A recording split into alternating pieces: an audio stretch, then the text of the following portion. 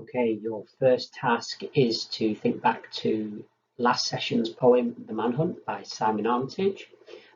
Taking your three trigger words, try and recall your three key quotations. It might be worth here as well trying to retell the story of the manhunt using the 5 Ws. Try to put these quotations or new quotations into a context that can help you remember it.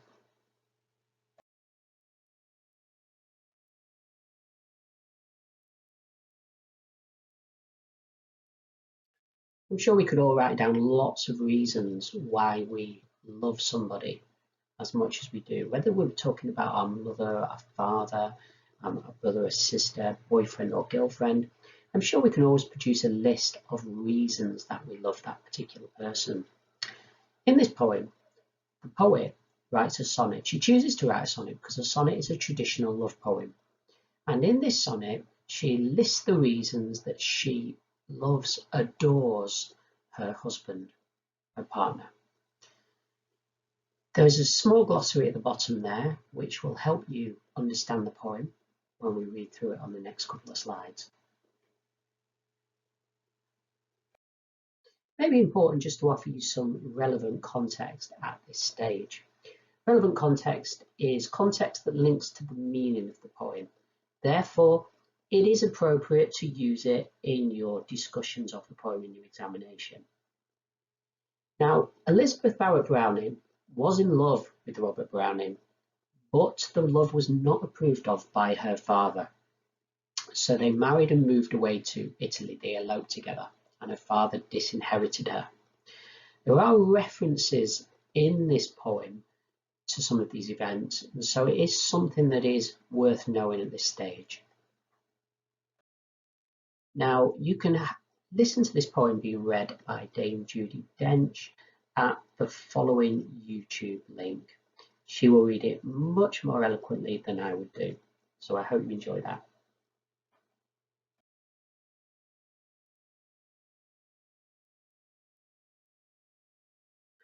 In my summary of the poem here, you can see how I've started to weave in that relevant context from earlier in the PowerPoint. So sonnet itself is a form of context because we're talking about love poetry. So by choosing to write a sonnet, Elizabeth Barrett has chosen to write a love poem. And she has moved away because her father did not approve of the marriage. So there will be elements of this poem that will make reference to that.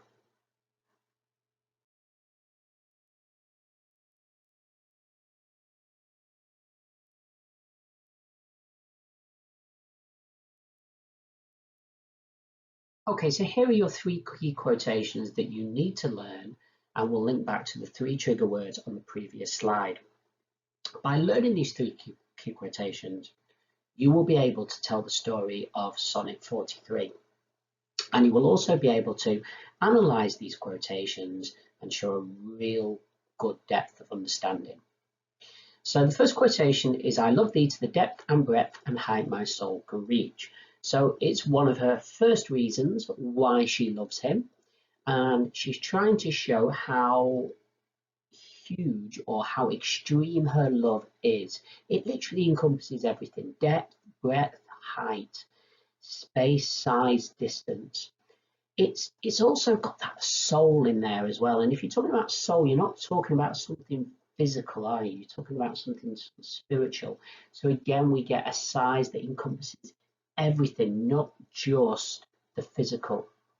And there is a lot you can say about this, but it boils down to the simple fact that she believes her love to be infinite and limitless. The second quotation, I love thee with the passion put to use in my old griefs, touches on that contextual understanding that I introduced before to you. This idea that the old grief could be the fallout with a father who disapproved of her marriage. And what she's trying to say maybe here is that her love is so strong for her husband, it's actually equal to the sense of sadness she felt when she lost her father's approval, when she lost her father's love. Okay, so that opposite is worth looking at.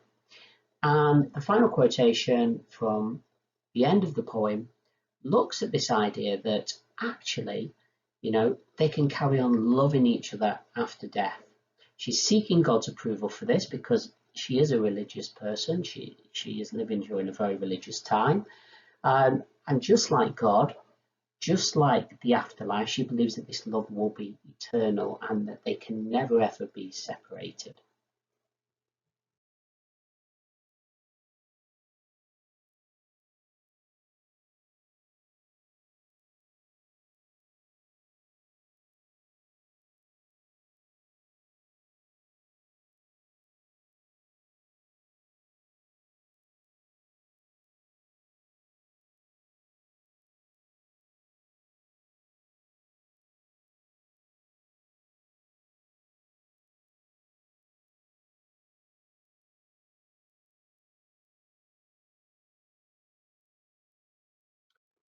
Okay, well done for getting to the end of today's session. Here on the screen are your 3 trigger words again for your 3 key quotations.